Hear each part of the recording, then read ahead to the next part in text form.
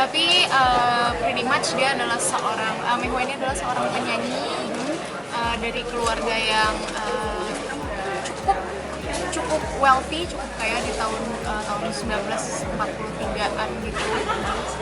Dia adalah perempuan yang sangat passionate, terus perempuan yang berani, perempuan yang apa ya, mungkin bisa dibilang mewakili perasaan banyak perempuan yang ada di tahun segitu. Tapi untuk secara ceritanya aku belum bisa spill, nanti mungkin bisa ditonton aja.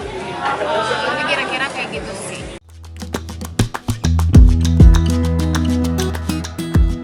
Adaptasinya sebenarnya sulit nggak sulit sih. Aku banyak dibantu sama Kak Paul juga dan banyak dibantu banget sama skrip.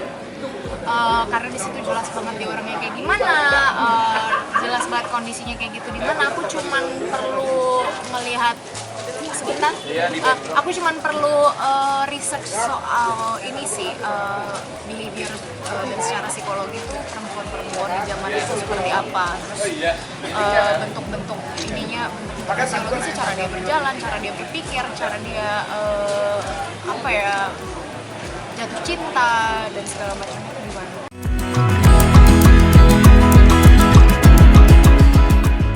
Sulitnya mungkin di ini kali ya, untuk masuk ke area yang aku nggak pernah hidupin sama sekali gitu, itu kan cukup sulit ya. Maksudnya untuk research dan segala macamnya cukup sulit karena materinya sedikit gitu. Aku ngeliat penyanyi peranakan Tionghoa tahun segitu aja di YouTube tuh nggak ada gitu. Terus udah gitu sempat ke Perpustakaan Nasional juga, dan arsipnya di situ nggak terlalu banyak, buku yang aku bisa baca nggak terlalu banyak, tapi aku bisa dapat beberapa sejarah di sana, dan nggak spesifik di Semarang juga sih aku dapatnya, lebih ke gimana ya, aku lupa, ada beberapa daerah di Jawa Tengah juga, di daerah-daerah pelabuhan gitu.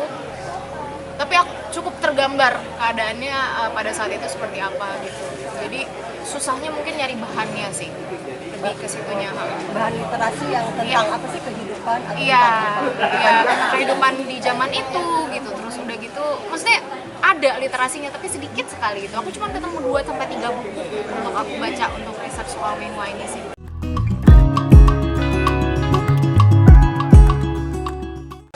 Kalau tadi udah di-mention sama Kak Paul, ada satu lagu yang dari tadi di looping terus, ya itu Meiho capek ya nyanyi itu di looping terus dari tadi. Itu aku nyanyi juga, dan memang lagunya juga lagunya menurut aku sangat indah. Judulnya Kupu-kupu dan Rembulan atau kalau nggak salah, pokoknya ada tapi yang aku nyanyiin kan tadi bahasa Mandarinnya, sebenarnya ada translationnya bahasa Indonesia.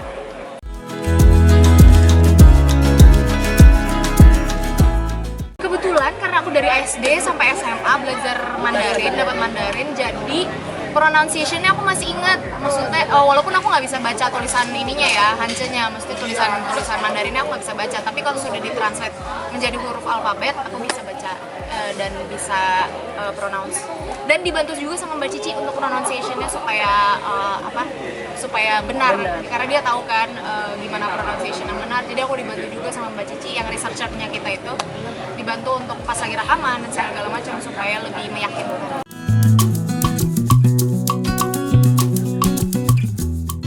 Kalau misalnya pertimbangan pertama sebenarnya bukan itu gitu. Pertimbangan pertamaku adalah bekerja bersama dengan Emmy, Relate, dan juga Kak Paul gitu kan. Karena memang aku sudah pernah di-direct sama beliau di film pendek dan pengen ngerasain di film panjang gitu kan. Dan begitu aku lihat ceritanya bagus, solid banget. Aku suka banget sama ceritanya. Makanya aku ambil. Jadi menurutku, maksudnya nyanyi tuh ya aku beruntung aja sih dapat project yang ada nyanyinya juga gitu. Dan maksudnya aku juga nyanyi nggak dengan, bukan Gigi yang nyanyi gitu loh, maksudnya ini adalah karakterku yang nyanyi gitu. Jadi aku membuat lagi si karakter suaranya dan segala macam.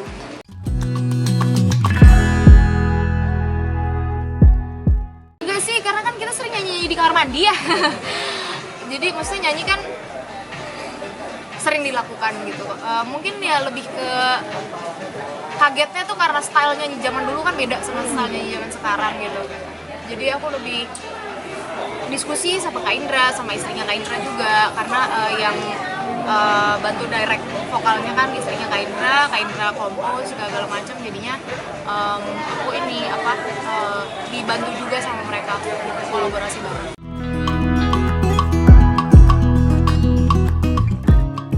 Belum pernah, baru ini. Kalau dulu kan pas lagi di Cherry Bell itu juga rame-rame kan.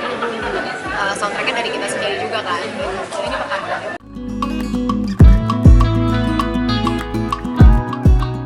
Lebih menantang ya, karena sebenarnya kan tadi aku udah kasih tahu juga bahwa yang nyanyi bukan aku.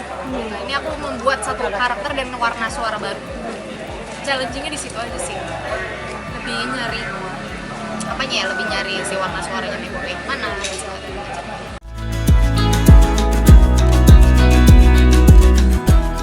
ada.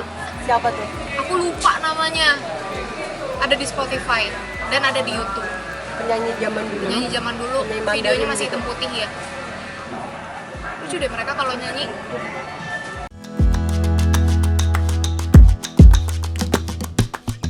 Kalau sekarang tuh kayaknya perempuan lebih bisa berekspresi ya. Maksudnya wah gitu. Dulu tuh cuman di depan stand mic tuh cuman kayak bercerita dulu, kayak storytelling. Kalau sekarang kan lebih menghibur kan. Kalau dulu tuh kayak storytelling. Menurutku sih lebih susah ya, karena mesti kunci banget kan. Maksudnya dengan karakterku yang kayak gini, aku ngomong tanganku kemana-mana, terus aku sangat ekspresif, terus suruh nyanyi diem kayak gitu. Susah sih.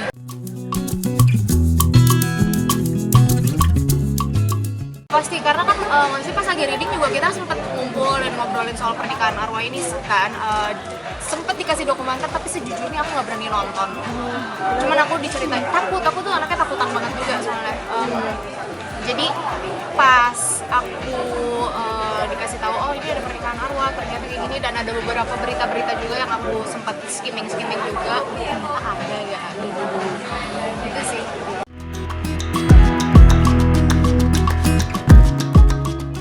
Iya, ada. Keluargaku tuh kebetulan nggak yang Cina Tolong banget ya. Maksudnya kita lebih ke ya Jakarta gitu. Jadi paling aku cuma nginget lagi zaman aku kecil, aku sempat datang ke pernikahan segala macam gitu. Paling cuma ingat prosesi itunya aja sih. Iya, nggak terlalu tahu juga, nggak bisa terlalu nanya juga, karena memang maksudnya kan aku juga hidup di kalangan di keluarga Kristen kan, jadi lebih banyak ke culture Christian-nya gitu.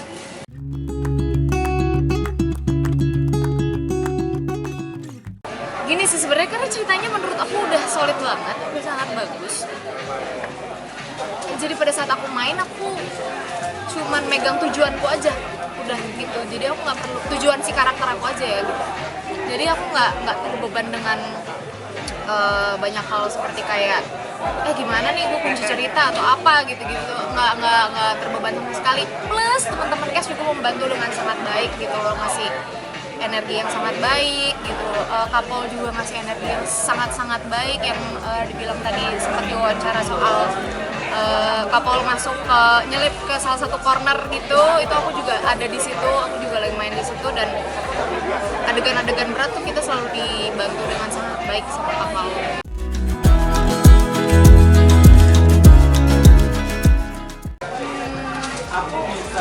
Rasa takut itu tertutupi sama very good vibes dari produksi dan dari teman-teman cast juga gitu. Jadi aku ngerasa sangat nyaman ada di situ, walaupun memang maksudnya gini ya, rumah itu nyimpan memori. Aku nggak tahu apa yang pernah terjadi di rumah itu dan segala macam, tapi buat aku pribadi rumah itu energinya baik banget. Aku merasa rumah itu welcome sama kita semua, jadi kita nggak dibikin takut juga. Itu rumah tua banget di Lasem ya? masih pohon-pohon jati gitu loh Kak, yang bener-bener tua kokoh gitu. Peninggalan Tionghoa juga atau sebenarnya bukan? I think so, karena sebelumnya rumahnya memang masih rumah-rumah kayak gitu. Itu syutingnya sendiri kapan? Syutingnya sendiri ada di bulan Agustus sampai September. Baru kemarin banget. Untuk lagu sendiri itu kamu rekaman dulu baru? Rekaman dulu. Oh, rekaman dulu baru syuting. Karena memang ada lagu ini memang akan ada di adegan juga.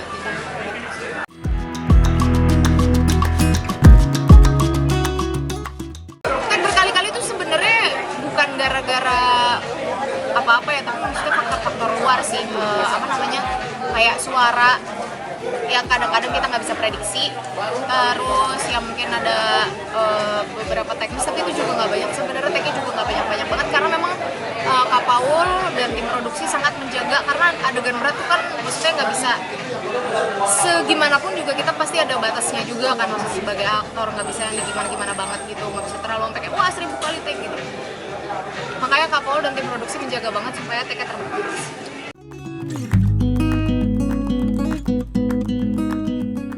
Kak Morgan tuh aku udah beberapa kali sebenarnya, terus sama Alam yang jadi baru juga udah beberapa kali sebenarnya. Yang baru tuh sama Ama, sama Putih, sama Jordi, sama Zulfa. Nggak susah. Enggak, sangat menyenangkan, kita deket banget, kita sering ngumpul, baik sebelum sampai setelah syuting kita masih ngumpul. Apa ya, ini salah satu bonding pemain yang